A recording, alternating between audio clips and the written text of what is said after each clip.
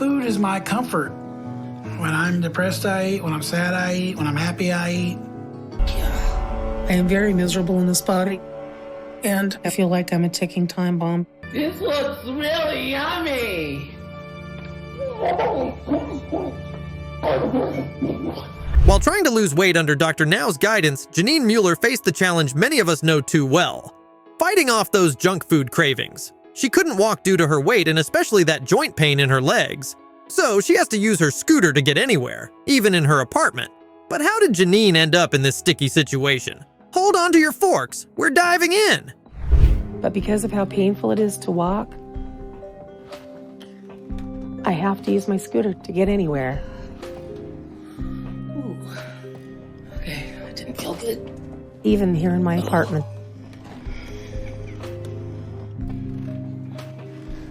There are many days I wish I had someone to help me, because it's getting harder and harder to do anything. Well, she was a sugar addict. Food was her obsession and the only thing she could think about after waking up in the morning. Right from the get-go in her episode, Janine devoured 5 pancakes. Yep, that was just her breakfast, folks. And she couldn't help but start thinking about her next meal right after finishing her morning feast. But was she always like this? I know it's because I'm killing myself with food, but I won't stop eating. From the moment I wake up, it's all I can think about. And I am a sugar addict for sure. Sugar rules my world, whether I want it to or not. I love sugar, but I know my love affair with food is killing me. Adopted at 2 months old, her diet was under more surveillance than a celebrity on Instagram. Imagine being 4 and your pediatrician hands you diet pills instead of lollipops. Sounds crazy, right? Instead of helping, it turned food into her secret, forbidden love. Sneaking treats became her way of rebelling, a small act of defiance against a world that seemed to say she could never enjoy food openly. See where this is going? And the pediatrician decided about the time I was 3 to put me on my first diet. And when I was 4, the same pediatrician decided that it would be a good idea to start me on diet pills. And that really started to mess me up because the pills had the same side effect as amphetamines. So I was basically a 4-year-old on speed. And my life was never the same after that. As Janine grew, so did her relationship with food. She even found a way to make her weight work for her, stepping into the world of plus-size modeling. That's right, she turned what many saw as a negative into a paycheck. But with every paycheck came more cravings, more food, and more weight. Janine wasn't just eating, she was living in a fantasy world where every meal was a feast fit for a queen. That's right. So I turned to plus-size modeling. And at that point, my weight became something positive. And there was no need to diet or try to keep it under control. So over the next decade, I stopped even keeping track of my weight. But Janine didn't just fantasize about her favorite treats, she took action in a way that left everyone speechless. One day, feeling the irresistible urge for some fast food, Janine did something unexpected. She hopped on her electric scooter to buy some fast food. Her destination, McDonald's. That's right, she decided if she was going to have a cheat meal, she was going to get it herself. That's taking the matter into your own hands. So I have to fend for myself. But I can only go the distance my scooter can take me. So I don't go far. And it's embarrassing because I know everyone's looking at me and probably making comments. I just feel like I'm a freak show. She rode through the streets until she reached the drive-thru, where she ordered a large batch of chicken nuggets among other snacks. It was a bold move, especially during a time when she was supposed to be focusing on her health. That's ironic. Janine's McDonald escapade shows that the path isn't always a straight line, but sometimes a detour, with a fast food window along the way. Hi, may I help you? Hi, yeah. I'd like a 20-piece nuggets, large fries, and a large Dr. Pepper. Okay, please drive to the first window. Thank you. They used to have those sideshows where you'd go and pay 10 cents to see the fat lady. Well, hello. Hi. Now all they have to do is wait and see if I leave my apartment. So I just try to get my food and get home. Zalin's journey is one of the most inspiring and successful stories in the history of my 600-pound life. But just when she was making amazing progress with her weight loss, her husband's reaction was totally unexpected and absurdly bizarre. So let's see how her story unfolds and what crazy moments it holds. I'd rather have a salad. I'm not buying you a salad. If you want to eat grass, you can go in the garden and graze. Guys, please, you're getting me more frustrated. Take your frustration out on the vacuum cleaner. Why did you have to marry him? Hannah, I married him because if I hadn't married him, I wouldn't have you, baby. So, worth it? No, it wouldn't. No, I agree with Hannah. It wasn't worth it.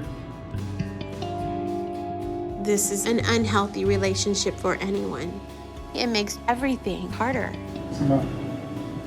I'm glad to be like my mom. Zalin once described her life as not really living, but merely existing. Imagine this. Her days were filled with endless TV binges, clocking in at 7 to 8 hours a day, trapped in a cycle of eating, sitting, and napping. Seriously, who even has that much stuff to watch? I have become so immobile. I don't do anything. My days are filled with eating and sitting on the couch, eating, taking a nap. I probably watch 7 or 8 hours of TV a day. This is no life. All right. When I stand up, it's really, really painful. It hurts my joints, my knees, my ankles, my hips so much, I want to just sit right back down. And oh, her love affair with sugar was legendary. Once in the store, while she was buying groceries, her cart seemingly had a mind of its own, halting right by the aisle filled with sweet, sugary cereals. She ended up filling her cart with all sorts of sugary treats like brownies, ice creams, and cereal. She described sugar as her cocaine, heroin, and everything in between. So much for healthy choices. Sweet, sugary cereal aisle. My cart just automatically turned. One of the main reasons that I'm fat is because I have this addiction to sugar. It's my crack cocaine, it's my heroin, it's my everything. Get some frosting for my brownies. I can't believe they have all these different kinds of brownie mixes.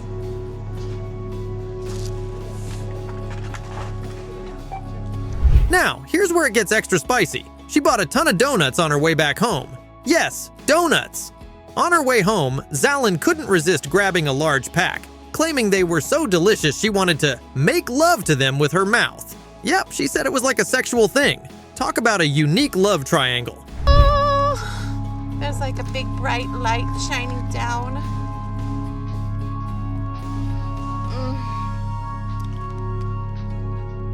It's really, really good.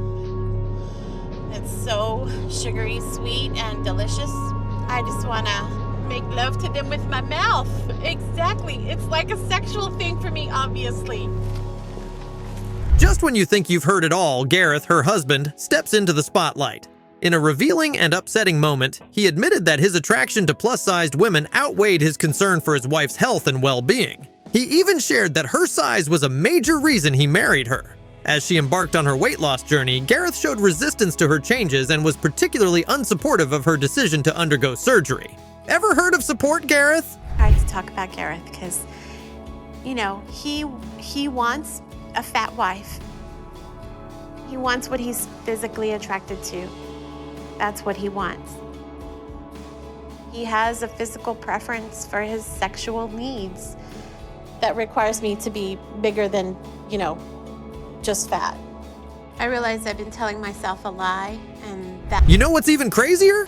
Gareth actually said, "Why settle for a hot dog when you can have a steak?" Can you believe it? Talk about being unsupportive and insensitive. And on the big day of her gastric bypass surgery, he didn't even show up at the hospital to offer the support she desperately needed.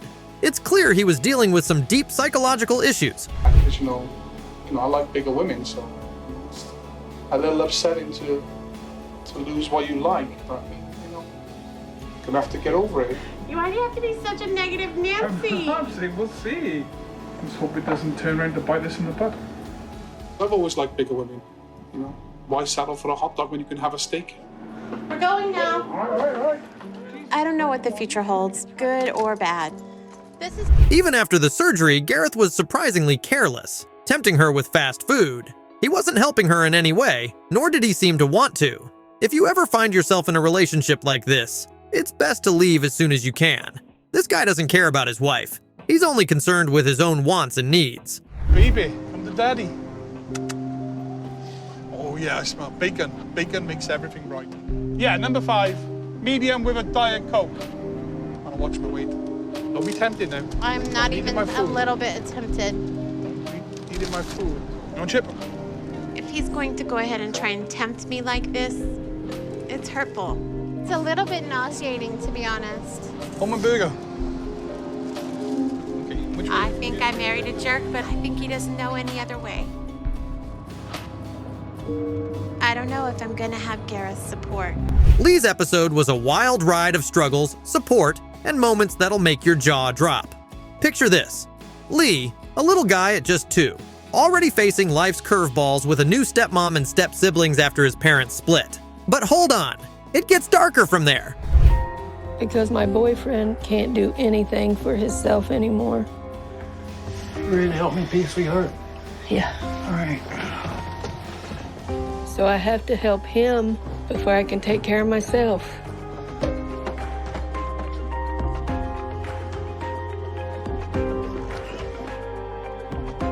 Just living life is a struggle daily. So there's many days that I don't get out of bed because of the pain. And I hate what I'm doing to Renee. When Lee was just 9, one of those step-siblings started sexually molesting him, and it didn't stop for 3 long years. Imagine keeping that a secret, too ashamed and embarrassed to talk about it. That pain, it pushed him right into the arms of food for comfort. By 10, Lee was tipping the scales at 230 pounds. Let's see how his eating habits took a turn for the worse. Cousins that lived with us, there was 8 kids in our family growing up. And when I was 9 or 10 years old, one of my siblings sexually abused me. That went on for 3 years. I didn't tell anybody over shame and embarrassment. I started stealing food out of the refrigerator, going in my room and the closet and hide and eat it. It didn't matter what it was, as long as it tasted good. That was my comfort. It's what made me happy. So by the time I was 10, I was around 230 pounds. But when my family realized how much I was eating, my dad put a chain of padlock on the refrigerator. And when I was about 17 years old, I weighed over 500 pounds. I knew I was overweight, but I just kept eating. And over the next 10 years or so, I just kept getting worse. And then I started losing my mobility. And that's when I knew I had to do something. So I contacted a bariatric clinic and they said they would take me. Fast forward to a future where Lee's weight hit a shocking 714 pounds. That was the moment he knew he had to do something, leading him straight to Dr. Now. The air was thick when Lee and his girlfriend Rena first sat down with Dr. Now. But it wasn't excitement hanging in the air, it was disappointment. Why the disappointment? You'll soon realize. You're 714 pounds, and Renee, you're 549 pounds. And you both have significant health issues as a result of your weight. Renee, you're diabetic and you take an enormous amount of insulin. Yes. The same seems to be the case for Lee too. And I see you're on oxygen. So you're no longer able to breathe on your own. By their second checkup, it was clear Dr. Now wasn't happy. Even after bypass surgery, Lee had shed just 9 pounds in 2 months, while Rena was crushing it with a 50-pound loss. It seemed like Lee wasn't playing by the rules, not really taking his journey seriously. When you left the hospital, you were down to 546. So you lost only 9 pounds since then. But Renee has lost almost 50 pounds at the same time. And she hasn't even had her bypass yet. What in the world is going on with you? As Lee tried to lighten the mood, Dr. Now wasn't having any of it. He delivered the tough love. Surgery isn't some kind of magical solution. Without it, Lee could have been even heavier by 100 pounds. Wait until you hear how Lee reacted to that reality check. I think it's funny. You have a gastric bypass. I had a gastric bypass, to yes. lose weight. To lose weight. And you're not losing weight. I don't eat a third what I ate just before I answer had the that question, surgery. okay? Then You're we're not asking talking me about questions that. that I don't understand no more than you understand. What are you talking about? You're choosing to overeat and you think it's okay? No, I don't think it's okay at all. So what is going on? And that reality? It hit Lee like a freight train. Feeling cornered, he made a dramatic exit, storming out and leaving Dr. Now's reality check in the dust. Despite Dr. Now's efforts to reel him back, Lee was out of there. Talk about a moment that'll go down in history as one of the craziest. You sit down or don't get. No, I'm... Wait, sit down. Okay. Let go of me, Renee. All right, this is completely unacceptable.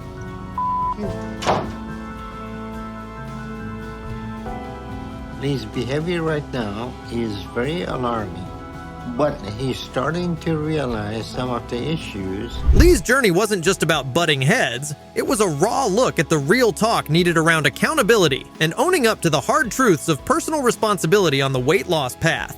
Stephen Asante was quite literally kicked out of a Rhode Island hospital for sneaking in pizza while trying to get weight loss surgery. You heard that right, folks. Pizza.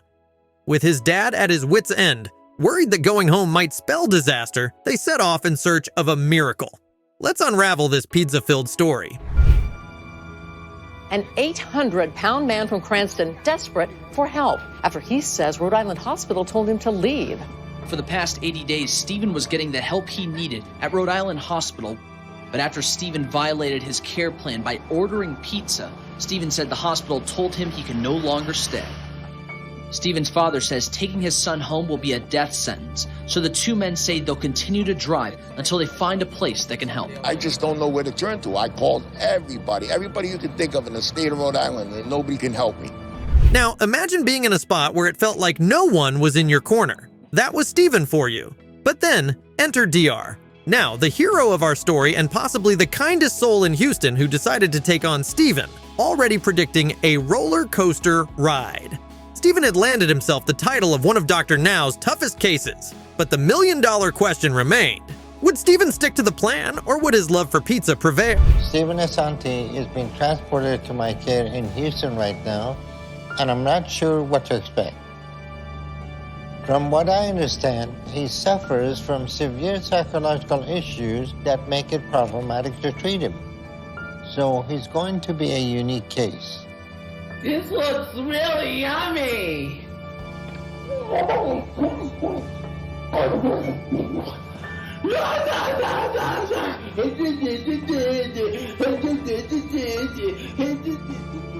You might be thinking about how he gained all the weight. Well, let's just say his talent for sneaking in not just a slice, but whole pizzas could have won awards.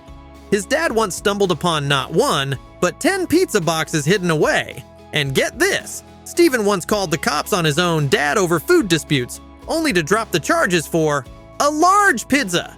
Yep, you can't make this stuff up. And I see 10 piles of empty pizza boxes in here where he tried to hide them from me. I said, let me tell you something, it's gonna stop. Because I don't want to see that ever again. And then he says to me, like, oh, all right, well, what are you going to get me to eat now? I said, you serious, dude? I said, how do I know you just didn't have a pizza today? And you want something to eat again? But he wanted his way. He used to threaten me and say, look, if I don't eat, I'm going to call the police on you. But all jokes aside, moving to Houston meant it was time to get serious. Tipping the scales at 730 pounds, Stephen was put on a strict diet by Dr. Now. Fast forward 3 months, and it was clear Stephen hadn't changed his stripes, giving staff a hard time and wheedling them for extra food and pain meds. Dr. Now's patience wore thin, declaring game over for Stephen's antics at the hospital. But folks, the drama didn't end there. You come here for help, and at this point, there's nothing I can do to help you. So you're done here. I've been doing good and everything, please. And unless you have an emergency, you will not be admitted back.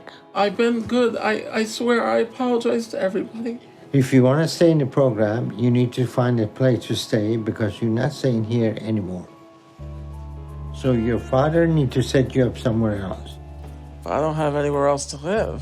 If you say you have nowhere at all. Despite Dr. Now's warnings, Stephen missed appointments, ignored calls, and, would you believe it, celebrated his newfound freedom with a large pizza and Coke. But the real kicker came when Stephen overdosed on painkillers, hoping to scam more meds. Confronted by Dr. Now, Stephen laughed it off, showing zero signs of wanting to change. Oh boy, he definitely wasn't ready to change his life. Lost any weight? Well, I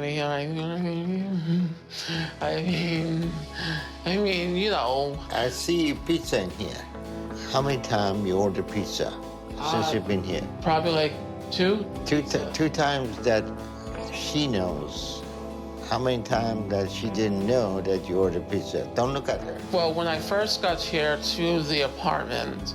After endless patience and warnings, Dr. Now had had enough. He laid down the law, telling Stephen it was do or die, literally. No more manipulation, no more painkillers. Get it through your head, he warned, or face death or jail. So it's safe to say that on the roller coaster of crazy moments in my 600 lb life, Stephen's journey was one wild ride we won't forget anytime soon.